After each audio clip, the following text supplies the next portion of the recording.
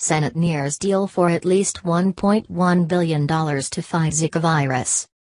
Washington, Senate negotiators on Tuesday moved closer to an agreement to provide at least $1.1 billion in emergency financing to combat the rapidly spreading Zika virus, which public health officials warn poses an imminent threat in the United States, but House Republicans said they were still not ready to approve additional funds.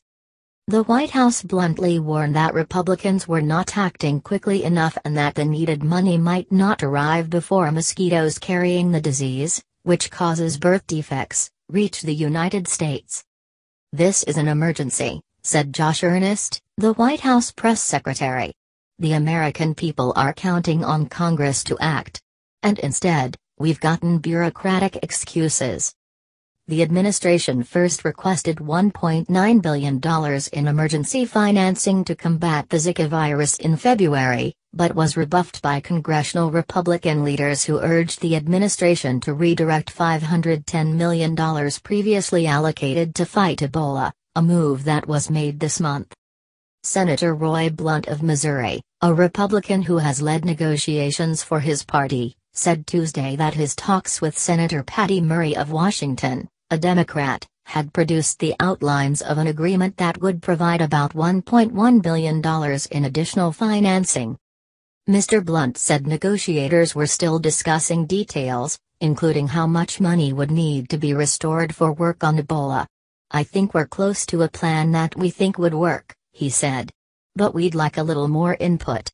I'd like a little more input from the administration." Senator John Cornyn of Texas, the number 2 Senate Republican, said lawmakers understood the seriousness of the Zika threat. "We made a down payment on the work on this virus based on the Ebola funds," he said. "And we're going to do everything that's necessary in a responsible way to deal with this threat because we know it's real." Senate Democratic leaders, including Ms. Murray, insisted on Tuesday that there was still no agreement, accused Republicans of stalling and said they were holding out for President Obama's full request of $1.9 billion.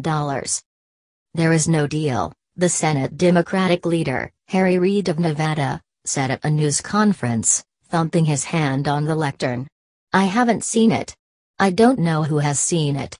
We have an outline of it, but it's not enough. We want $1.9 billion. That's what it takes."